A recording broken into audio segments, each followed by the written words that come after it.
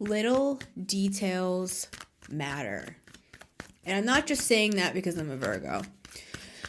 We're going to get a couple cards today and look into this because what originally sparked this message is a vision that I saw regarding us planning our futures, like the things that we really want.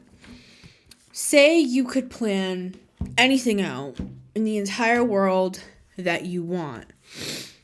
Say, excuse me, sneeze for confirmation. Say, and we're going to get 3 cards. This is a collective timeless message. Perfect. Moon at the bottom of the deck. Exactly. Say I was like, universe, I want $10 million. Okay? They give me the $10 million. But what if I'm given $10 million and then I develop a spending problem? This is just an obvious example. Think of all of the people that have won the lottery. A lot of those stories are actually kind of tragic. It's not just like, oh, we blew all our money. We had all this money. We bought all these homes and cars and stuff. Sometimes people end up getting like addicted to drugs, and it's kind of like giving access to the kingdom to a child. It would be like me giving a 4-year-old kid keys to my Mercedes. It's like, here you go, kid, go have fun. And this is where it gets complicated, because on one hand, today we're talking about manifestation, if that wasn't clear. On one hand, the universe will give you anything that you want. On the other hand, they are going to also bring in an element of protection as well. And this is where it gets tricky. For those of us who are actually highly protected, because we have such a connection with Source, because we're constantly communicating with the other side, and we're looking for answers, and we're bettering ourselves. It's kind of like the example of the A student gets the poor end of the stick. Why is that? Why do the people that are actually doing the work, are looking to improve, are kind of like the best of the best, is who I'm talking to? Why is it that it seems like we have a harder time than other people? Why does it actually seem like the more special we are, the worse it is? Almost as if we have to always take one for the team. We're the one who's responsible. We're the older sibling that always has to just understand that we can't have that $10 million because we have to do the right thing. This is why I'm talking about the little details today. Okay, we're going to get deeper into it.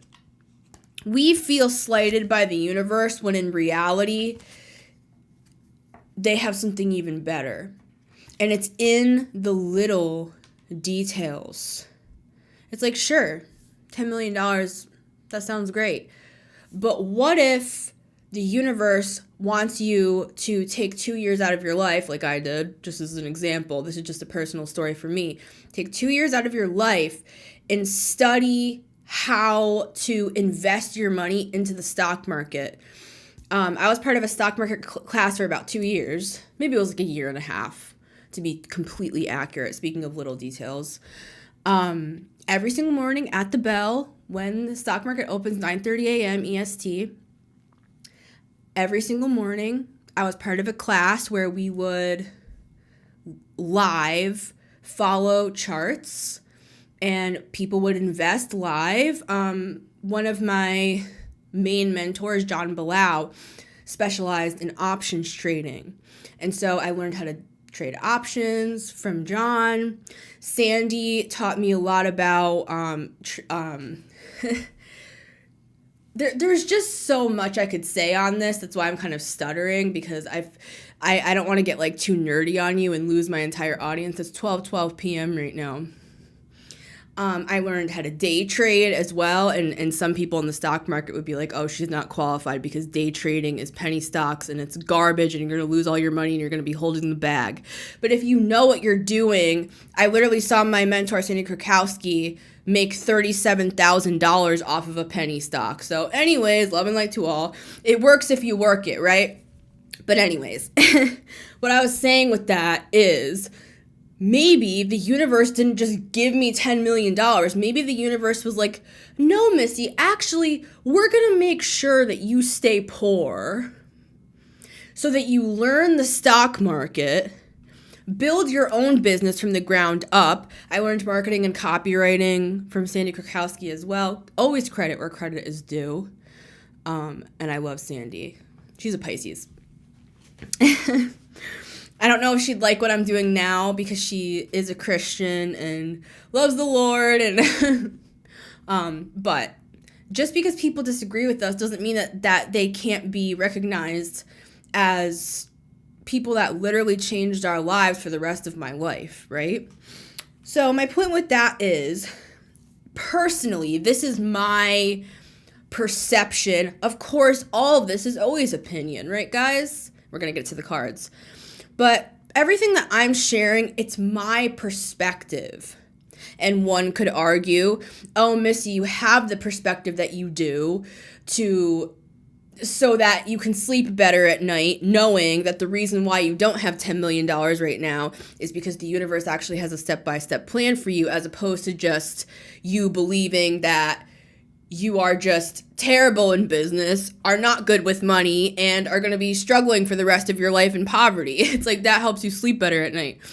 I learned from Tim Ferriss, and I don't know why, out of all the things that I always remember from 4-Hour Work Week, it's this story. I don't know why, because it's so ridiculous. He basically gives the analogy of the best thing we can do when we're struggling with thoughts like that is think of the absolute worst case scenario.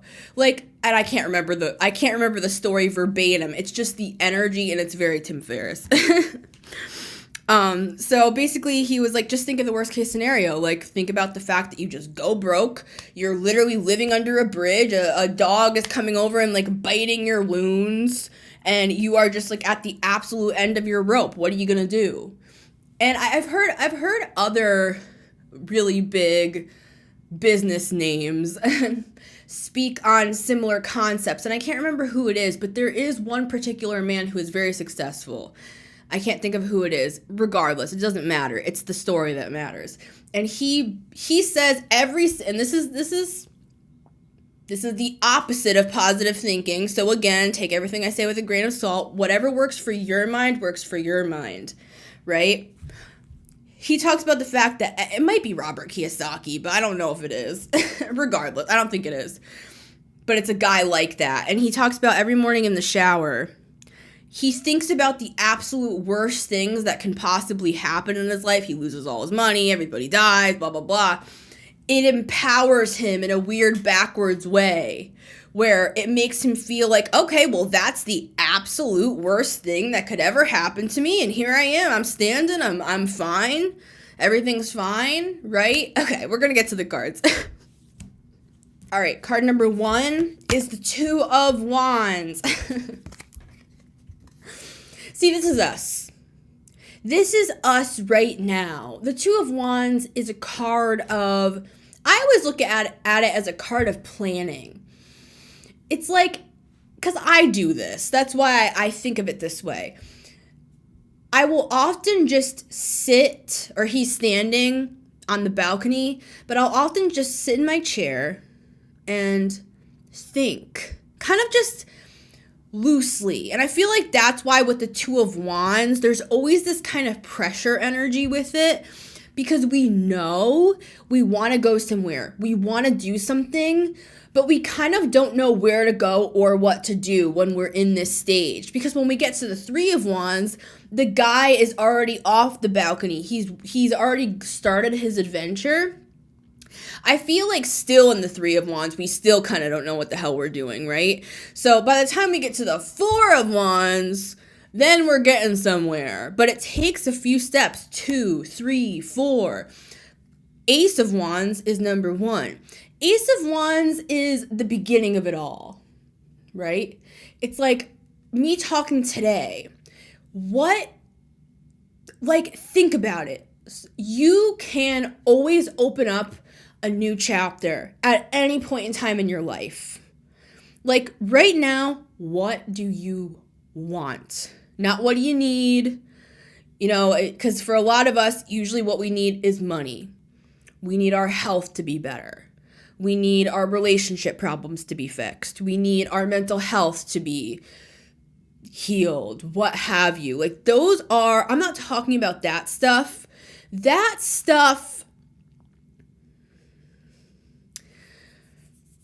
it's part of the protection message, and I'm going to get back to the Two of Wands. Let me just say this. It's part of the protection message that I started off with. It's like the universe doesn't want you to ask for your needs. The universe knows what you need. The universe knows that you need to pay your car insurance. The universe knows that you're struggling with anxiety. The universe knows that, you're in a fight with your partner. The universe knows all of that. It's almost as if the universe wants you to trust their love for you. Think of the universe like, don't insult their intelligence, in other words. The universe already knows what you need.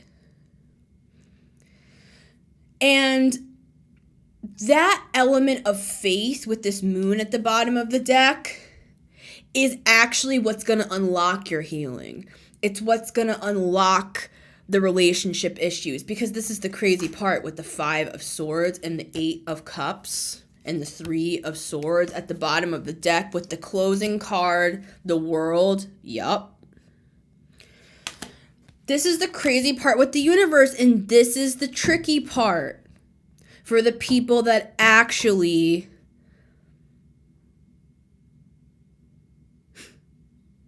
are wanting to be one with God. It's kind of harder.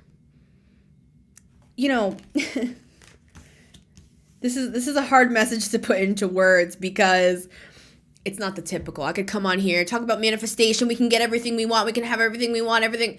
I'm not saying that that's not true. I'm not saying the secret isn't true. I'm not saying that we can't literally have and do and be.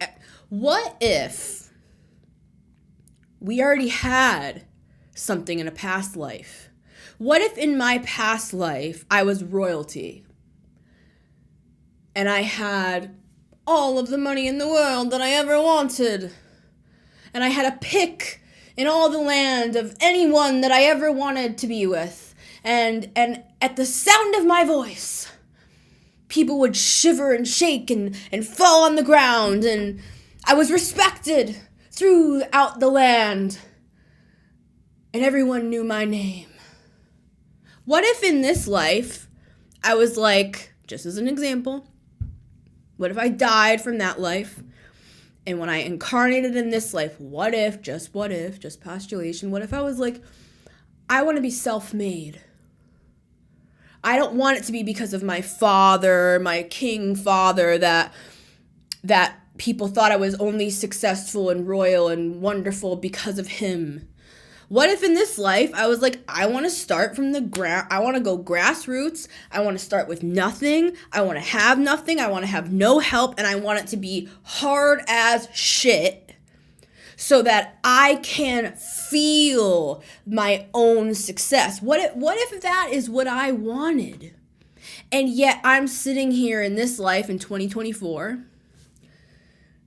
February 7th, 12:23 p.m., on a Wednesday, 2024. What if I'm wanting to be given $10 million and have respect through all the land, but what if I've already had that? What if I came here, and I'm not saying to learn a lesson. We talk a lot about lessons and stuff like that. We decide, I believe, what wisdom we need to acquire in this life, whatever. I think I like this little life. Anyone? All right. I'm on TikTok, Metamystic. What up, everybody? All right. Let's bring it back around. I'm getting too out there. Let's bring it back around. My point with the Two of Wands, standing over the balcony, thinking about everything we can have. He's holding the world in his hands. He's thinking about all the things he wants to do and achieve and be and have. And all he has to do is just step off of that balcony and get a taste of the rainbow, of the world, right? What if the reason why your life is so quote unquote hard, what if you found out that the person you're really mad at ain't God, but it's a past version of you, because we are God, but I'm not going to get into that. It's a past version of you that's just like snickering in the ethers, laughing at your failures because you're whining and complaining, oh, why is God making my life so hard? I just want to be a multimillionaire and I just want to taste success. What if this area that I'm in right now, trying to make my way in the world for the past 15 years, is my highest joy? Controversial? I don't know.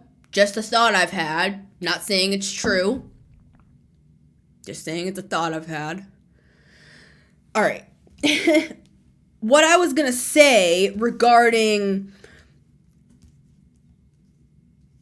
trusting the universe before, like, let's not insult their intelligence and think that they don't understand that we're struggling. It's almost as if we looked the universe in the eye and said, I don't care how much I cry, how much I scream, how much I beg, don't let me go the short route in this life. I don't care how much I beg. Let me feel the feeling of creating my own wealth. Don't let me take the short way out. Don't let me marry rich. Don't let me know somebody somewhere so that I get whatever. Don't let me take the short road. And I'm sitting here, just as an example, I'm sitting here begging the universe, oh, why can't I just have that 10 million? Why can't I just have that 10 million? And there I am, off in the ether somewhere, just laughing. Just laughing. We take life way too seriously. So back to the little details. Really interesting the Two of Wands has come out here because this is literally the little details, and that's the channeled message that I got before I started this message. Is the little details matter? Why? Because when we go into that micro, like, okay, I get the 10 million. Cool. What am I doing? Got that 10 million. Got that mansion. Got that. I saw a video on YouTube the other night. It was of like a $20 million mansion, and it had a garage full of cars. There were like 20 cars. And I'm not a car person, so I don't really care, but I'm just saying it was sick. But I was looking at that, and I was just like, it's my house. I'm walking through all my cars. I'm picking from what car I want to drive today. I don't even like to drive, so it wouldn't really matter to me. Walking through my $10 million house, inviting all you guys over to my $10 million house. We're having a big party. How am I feeling? Guys? How am I doing? Am I still having an existential crisis? Probably. Oh, well, Missy, it's much better with money. Life's much better with money. I know. I've made that same argument. I know, I'm not saying that. But I'm talking on a real high plane here. And it grinds my own gears that I get like this. Moon in the ninth house, I see in Sagittarius. I don't know. I get mad at my own damn self for getting so philosophical. Well, what does that mean? And what does the answer meaning of the answer that means that? And this means that. And then that for, therefore, and it doesn't matter anyway because nothing matters and we're all just in a simulation. It's like, yeah, yes. Anyways, back to the tangible reality. Holding the world in our hands. Where are we going? What are we doing? What are the little details? It's like, all right, we get to 10 million. What if I stop and think about the other details? This is one of the main points of visualization, for example. There's a book called Psycho-Cybernetics, and they talk about the importance of filling in all of the details. Like, how do I feel in that home? What am I wearing? Am I wearing a silky robe?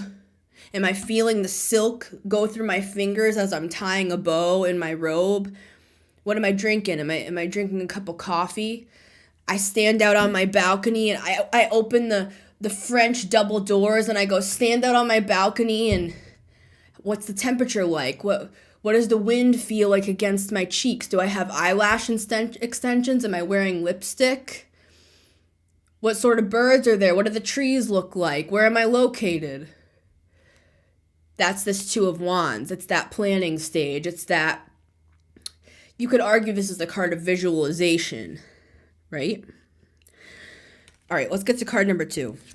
The Devil. See, this is my theory, okay? I know, guys, I got a lot of theories. Stay with me. I've always had theories. Oh, let me say one thing before I get to the devils and the details. The devil is always in the details, and this is why, but let me just say one more thing. When we get into the details, this is what I was going to say before with the Two of Wands. Last thing. Is when we zoom in, it's like we zoom in so close to the details of what we want. Okay, this is a hard thing to describe. It's like we zoom in so close that it actually is like, then eventually we get to the big picture. Like, you know when you're zooming in on a camera and you zoom in as far as it goes and it becomes all this pixelated? It's like, what can happen is, say we don't really know what we want. Let's just start with a big concept. Let's start with the 10 million. Don't be shy. Oh, well, it's evil, the devil, to want $10 million. Why? Why? Who told you that? Well, the church told me that, and my great-grandmother told me that, and it's an ancient adage. I mean, the devil, money's evil. You know what? Everybody knows that. It's like, all right. We also gave people lobotomies not that long ago. You know what I'm saying? It's all fucking relative. Excuse my French. But anyways, what's going to happen is when you start zooming in real close, it's a weird effect that it actually opens up the world to you. Literally. It's almost like we close in on ourselves. And that's where we see that higher dimensional us that's sitting up there laughing at the fact that we are like cursing God for not giving us the things we want, all the while we ourselves chose the path we've chosen here. Are you saying, Missy, that every terrible thing that's ever happened to me is my own choice? I'm not going to go as far as to say that. I'm not going to make that sort of philosophical argument, especially not without preparing and having like a 10-point argument for that, because I could talk about that, but I'm not just going to loosely 1, 2, 3, 4 on the clock right now. I'm not just going to loosely throw that sort of stuff around, because that could go many different directions. And there have been certain things that have happened to me in my life that are just unspeakable. And I don't think I chose those things. I think this is a tough conversation. So let's just keep it tight. All right. Card number 2 is the devil. The devil's in the details, all right? And this is why the devil's here. Because we'll spend so many days, years, decades focusing on the fact that money's from the devil. That's a detail, right? That instead of going and making that money, we're focusing on it's wrong, it's a sin, the love of money is the root of all evil. It's like we are detailing the devil, quote unquote. What if, and this is just a what if, just a thought, just had a little thought in my brain. What if the devil is actually the one who told you that money is evil? Because what would happen if little old you, with your heart of gold, got your hands on $10 million? What would you do with it? Oh, I'd save the animals. You don't have to do all that. I'm not even talking about that. I'm just talking about your own damn life. Say you were a selfish prick and you keep every cent to yourself and you are a bachelor, bachelorette, bachelor they for the rest of your goddamn life, and all you do is just eat dark chocolate truffles in your mansion and like live your best life for the rest of your damn life. Like what then? Well, that's evil, isn't it? All right. I gotta pull out.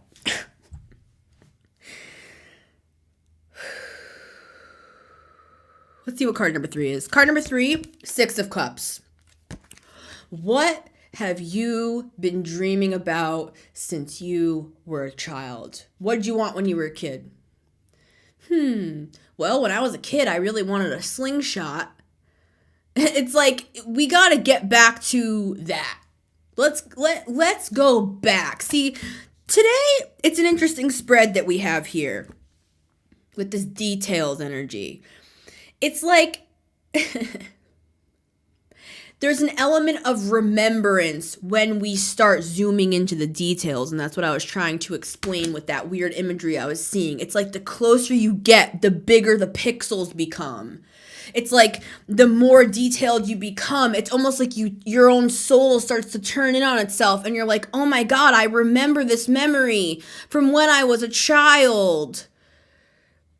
It's like that's what the universe is trying to get us to do when it comes to manifestation, is what I believe. They're trying to help us understand that nothing is off limits. Even Paul the Apostle said that in the New Testament of the Christian Bible. Paul the Apostle talked about this.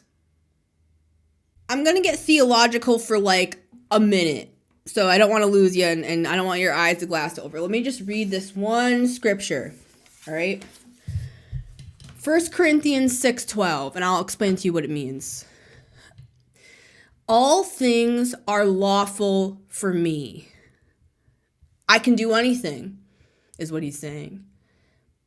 I can literally do whatever I want, okay? And I'll tell you why this is so important, why this is coming out of the mouth of the Apostle Paul, who literally killed people over how zealous he was as a religious Pharisee of the Jewish religion, who then later ended up becoming a Christian, and he killed Christians. Okay, so he converted. He was a strict Pharisee. That would be today like somebody who was, we don't really have it that much today. Maybe in other countries we do, that people are that zealous that they will kill somebody over their beliefs or in cults, etc. Anyways, all things are lawful for me, but not all things are helpful. All things are lawful for me, but I will not be dominated by anything. Okay. I don't want to lose you guys. Basically, my point was saying that is we can, even according to the Apostle Paul, and why that's so important is that he was a man who was as strict as you could possibly be. He didn't marry.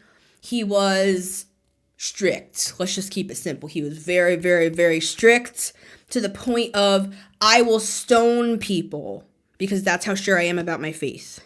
Okay? When he converted to the way of Christ, because he was post-Christ, after he became a Christian, his heart changed. And he basically was like, I've had a revelation, everyone. And this is my point.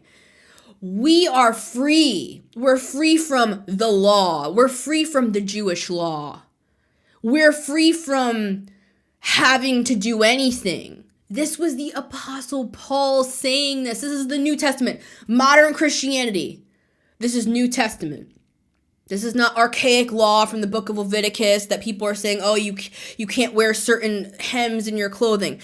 This is modern day Hillsong, and I shouldn't use Hillsong as an example because they got exposed, but I'm talking like the hip, modern church, Christian, evangelical Protestants of today are quoting this guy in their everyday sermons, right?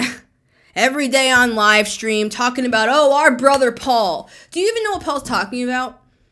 Paul is literally saying to you that everything you're claiming to be evil, technically we're free. Because really what Paul is trying to explain, if we really read his letters, which I have many fucking times, okay, excuse my French, spent my entire 20 years of my life since I was a child, since I was 10, studying these things, right? The conclusion I came to after Paul's letters was that he basically is saying, and Jesus the Christ said this as well, and it's a quote, we are gods. And this is my point. The universe is trying to get us, the little people, to understand, of course we can have everything we want. We are gods. We control reality. We control this plane. The earth is our domain. We have authority over, and I'm not going to get too crazy with it because I don't want to lose my audience, but we even have authority over the laws of physics. I have seen some shit. I have seen people miraculously healed of cancer. I have seen in revival services people getting out of wheelchairs. I have seen, Heidi and Roland Baker, Mozambique, Africa, Iris Ministries, they have had stories of people literally waking up from the dead, being raised from the dead. They're dead. People pray for them, and they come alive. And they are concluded dead because they literally have doctors with them. They're not some weird fringe doctors. They're real doctors. Okay, anyways, I don't have to go into all that. My point is that even Paul the Apostle, the one that these Christians Bible thump with, basically is saying, do you understand who we are? Paul the Apostle saying that. Do you understand the authority that we hold in our hands? So, now that we have zoomed out, understood, thought about that we are actually gods. Now, from that vantage point, and we zoom back down to earth into the minor little details, talking about money and fame and all the shit that we want, right? From that perspective, then what do we want? Sometimes we don't even have we're just pissing in the wind. We don't even know what the hell will make us happy. Well, money would make me happy. Having like 5 girlfriends would make me happy. Try it. Try it out. And come back around the mountain and let's have a conversation. I'll see you in 15 years. Let's have coffee. Love and light. See you then. Because this is the thing. Let's not take 55 years of hard, terrible lessons of us sitting up at night with our cigar, holding our glass of brandy. We're old and we're angry and we've spent all these years building up our money. I know I'm a woman. Well, kind of. But there's an aspect of me that could definitely head that direction. Let's just keep it simple today. I'm not going to get into gender. There's an aspect of me, the man side, that could spend my whole life chasing after money. 10th house themes, Capricornian themes. Funny we have him here.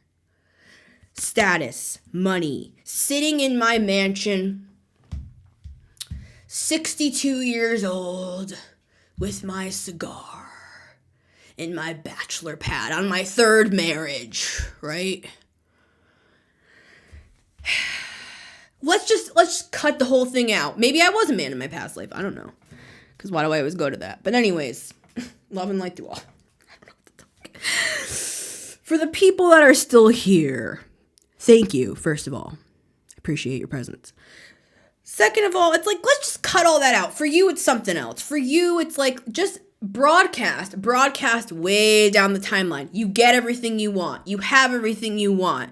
We get to that point. We're thinking back on our life. We're thinking back on everything we've experienced. We're still not happy. Let's just cut that whole thing out and be present in the reality that we're in right now.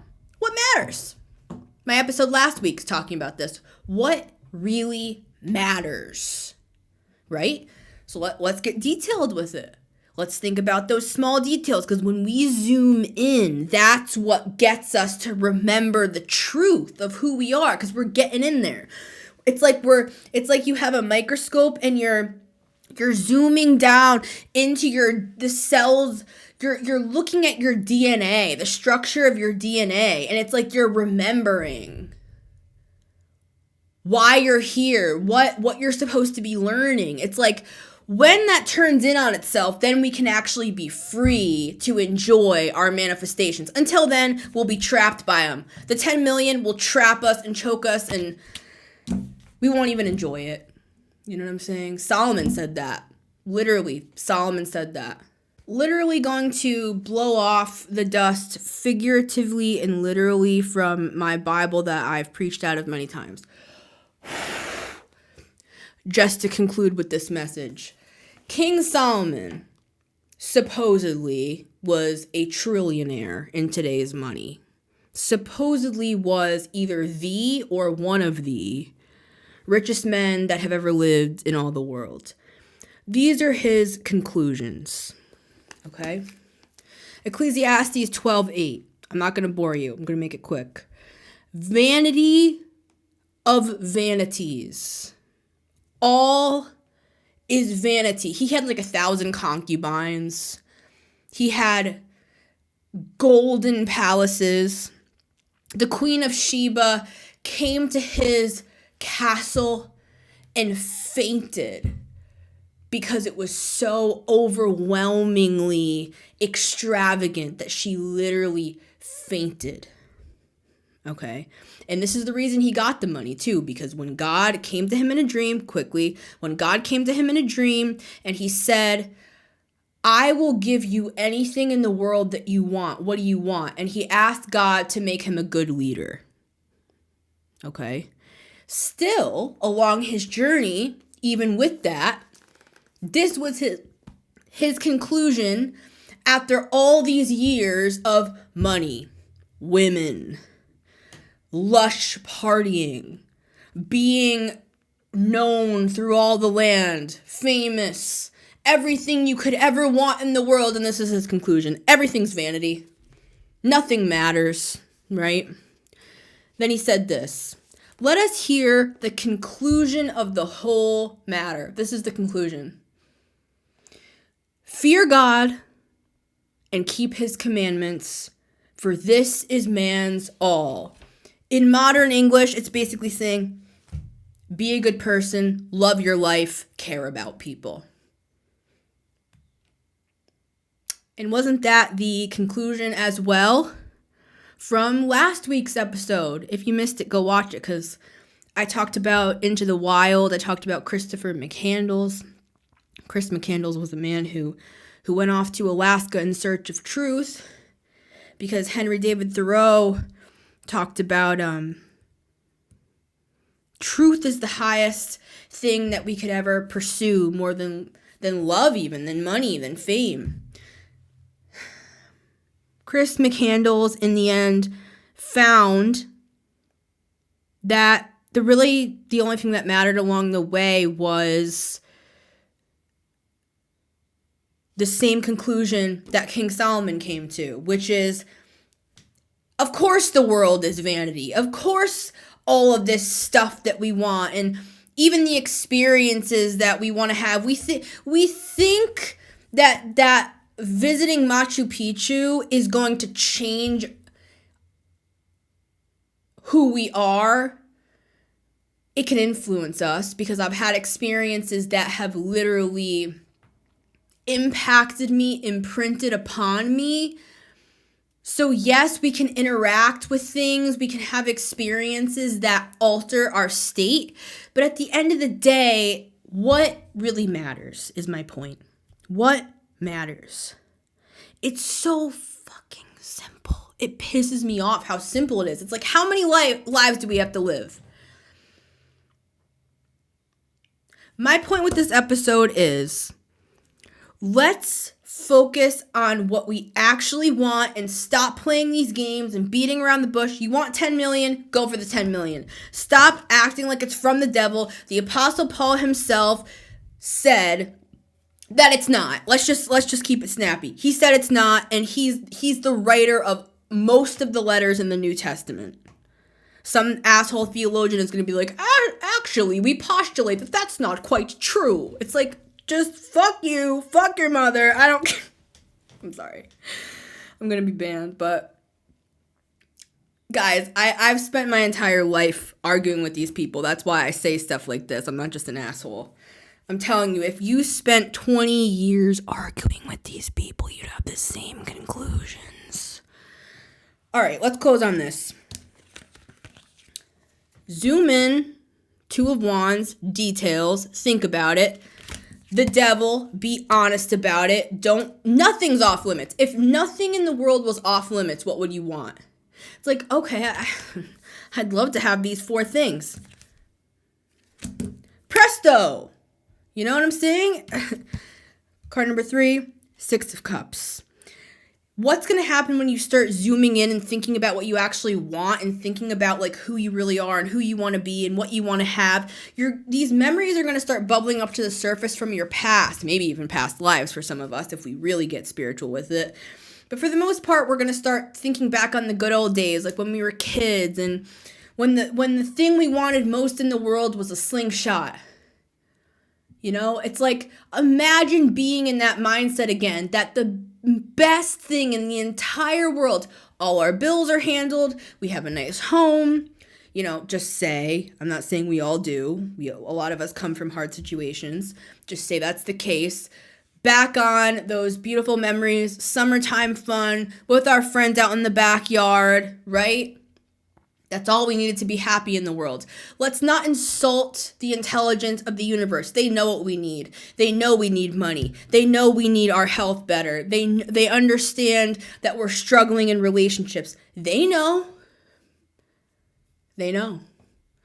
The first step to actually having a better life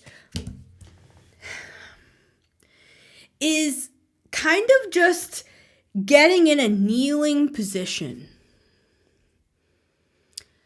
in front of the universe and just being like, just admitting it, just being like, I kind of don't really know what I even should want or what will even make me happy, to be honest with you. I have a couple ideas of some things I want, but I'm going to kind of just come before you humbly and ask for some wisdom on what even is anything. Like, if we can start there and then we start thinking about the details and filling in the details and then working through all this bullshit shadow work that we're all going to have to do, because once you start getting into those details, all this weird stuff's going to start rising up with the devil, all these past memories and, oh, money's evil and oh, I guess I actually am actually scared of commitment because every relationship I've ever been in has been fucking terrible. It's like, all that stuff's gonna start bubbling up. Oh, I thought you wanted to get married and have kids. Well, I have commitment issues, actually. It's like, oh shit, that's there with the devil. So then they start taking us through the Six of Cups shadow work. They start us way at the beginning. They'll even go back into the womb with you. They'll go into past lives with you when you start doing this shadow work with the devil. This stuff is not as simple as it seems. And people come on to YouTube or whatever and they start talking about The Secret, love and light to all. I'm not being an asshole. I don't even come from here. I come from the Christian church. Right? So I don't even fully have the right to completely, I have not spent 20 years studying The Secret. You know what I'm saying? Like, so I'm just saying, I'm just being an asshole from the sidelines, just saying, people talk about all this stuff and act like it's so simple, like, oh, why are you not a millionaire yet? It's like, it's more complicated than that, and at the same time, it's more simple than everybody's making it. Okay? I hope that meant something to someone. I love you all. It's been Missy Gordon, the Metamystic here. Thank you for being here on the Metamystic Show. Remember, you can always listen on Spotify and Apple Podcasts. And if you want to support the show, you can purchase merch. Links in the description. Anything else, you can always donate to support the show. Love to see your comments. I love to read your comments. Like this video, and please also review my podcast on Apple Podcasts. And I will see you on, where's my rose? The next one.